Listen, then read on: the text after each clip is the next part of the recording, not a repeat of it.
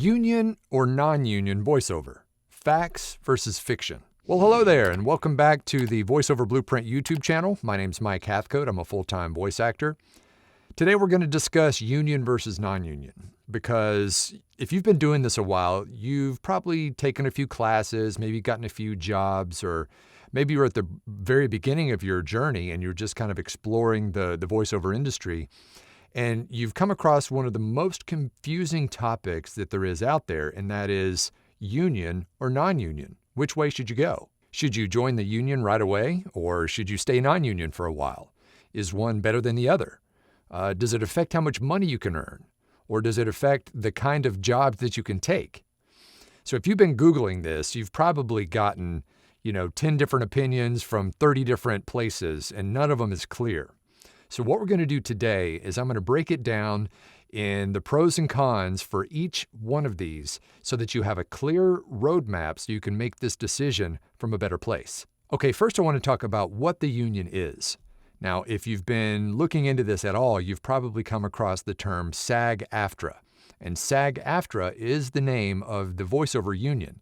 Coincidentally, it's also the same union for on-screen actors. SAG-AFTRA exists to protect the actors, to ensure fair wages, to negotiate on the actor's behalf. Things like, making sure that there are safe working conditions if you're doing some sort of an in-person role, and also to make sure that clients don't exploit the actors. Union jobs also tend to pay a little bit more, in some cases a lot more, than a non-union job would pay. There are other things built in, things like, benefits like health insurance, a pension, union negotiated contracts. These are all benefits to joining the union. So if you're booking regularly in the union, this can be a really good long-term goal, because it will have those benefits that, once you retire, if you've been a consistent working actor, you're going to have some of those benefits even after you're done, like a pension. Okay, now I want to talk about what non-union means. And it's really basically just boils down to non-union is just that your work doesn't fall under union contracts. So non-union is going to be things like, online casting sites or, pay-to-play sites, corporate narration, YouTube videos, explainer videos, local and regional brands, some of the jobs that are going to be much more plentiful, but the pay is going to be a little bit less, and in some cases a lot less. So these are the jobs that are much more plentiful. You don't get any sort of residuals or pensions tied to them, but there are many, many more of these opportunities than there are the big, high-profile, kind of, glamorous jobs. So most voice actors start here because it's a great place to kind of learn and grow, practice, and start earning a living doing voiceovers without needing an agent or any sort of, connections in the industry. So you can build up a portfolio, you can start to develop your skills, you can practice delivering real jobs to real clients, and actually earn an income right out of the gate without having to worry about jumping through hoops to get into the union. Now, none of this being non-union makes you any less professional at all. These are really good jobs that are legit, they pay well, and it's really, non-union is really the backbone of the voiceover industry. Now, here's a big mistake that a lot of brand new voice talent make. They think that, I need to hurry up and rush and join the union, because if I join the union, then I'll immediately start booking big, high-profile jobs. And it doesn't really work like that. The union doesn't guarantee auditions. It doesn't, hand you work. It doesn't magically open some door to, Hollywood success. Joining the union too early can really limit your opportunities. Now, the reason why it limits your opportunities is that because once you become union, you're now not allowed to do any non-union work, usually. And what that does is it really shrinks the pool of jobs that are out there. The job pool becomes much smaller. It actually is more competitive. And so you really have to be on your game to win those auditions and win those jobs that fall under the union category. I've heard horror stories about, new talent or semi-new talent who join the union too early, and then they feel so restricted that they're not able to kind of hone their skills, with some of these non-union jobs that are much more plentiful, and they end up just becoming stagnant because they don't have the opportunities that they need in order to succeed in that union pool. So joining a union is powerful once the time is right, but timing is everything. Okay, now I want to run down a list of the pros of being non-union. And the first of those is that there are thousands of jobs across all industries that you can get every single day. Next is you can start working immediately. There's no waiting period, there's no eligibility and hoops you have to jump through. You can start making money on day one. You can also build experience very quickly. So without having to wait for opportunities, because there are more opportunities in non-union, you can start earning money immediately, and you can start working with real clients with real scripts and real deadlines. So next is you can control your rates. So you set what you're going to charge your clients. You don't have to adhere to kind of a very strict set of pricing structure for union work. Pricing is all over the board, and you can set your own pricing with what you're comfortable with based on your experience and your comfort level. It's also great as a side hustle because if you think about it, if you're just doing this on the side, you're not going to be able to dedicate the amount of time that you need to cultivate those opportunities for union work when the amount of non-union work out there is so plentiful. You can start to go through immediately and get those jobs.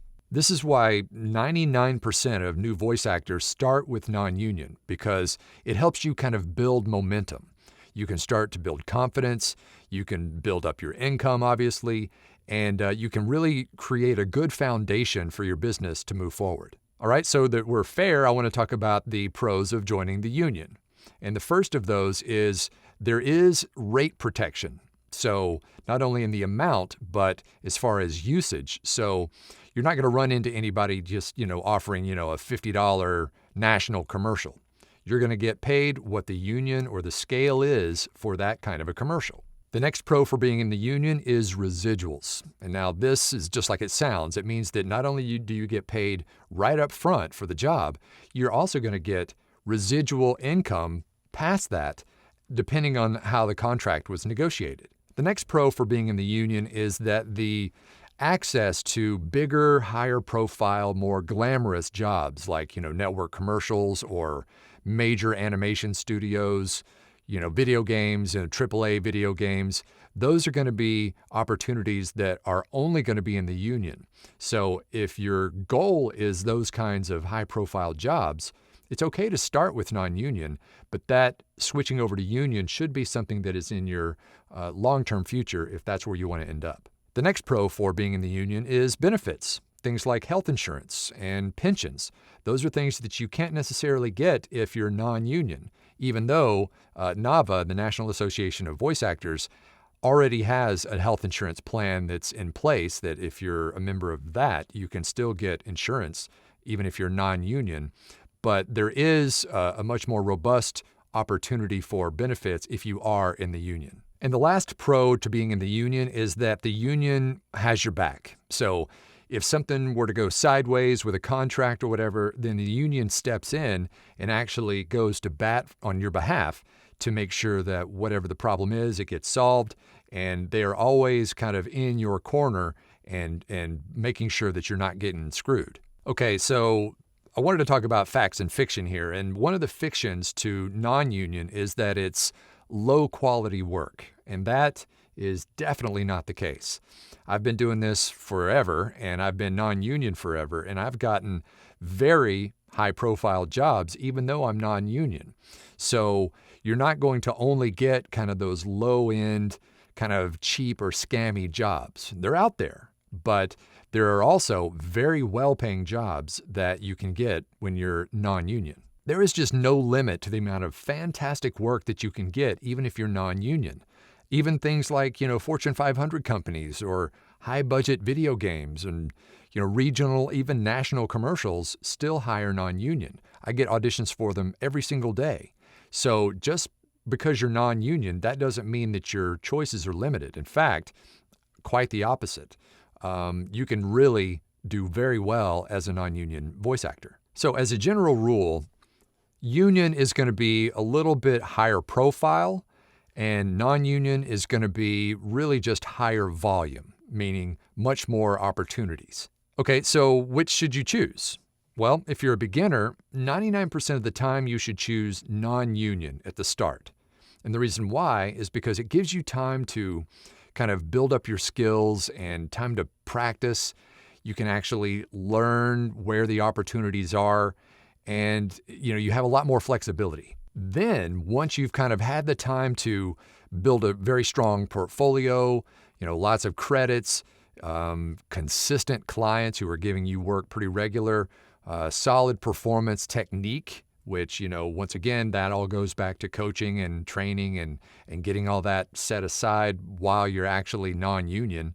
Then you can start to revisit the union conversation and see if that would be a best fit for you. So don't think of union as, a finish line. Don't think of it as a badge of legitimacy. Think of union as just a path, and that path is going to be different for everyone. But I will say that even if you stay non-union for your entire career, there is still no limit to the amount of money that you can make. I mean, we're talking multiple six figures if you've been doing this a while and you've gotten, the right training and guidance. Most beginners make that union, non-union mistake because they don't have the basics yet. And it's almost like you're trying to choose between, two doors without even knowing what's behind either one of them. This is why I created a brand new free resource for you called The Top 5 Beginner Mistakes Most Voice Actors Make and How to Avoid Them. It is a video and a companion PDF that's going to list the top 5 mistakes that most new voice actors make and how to avoid them.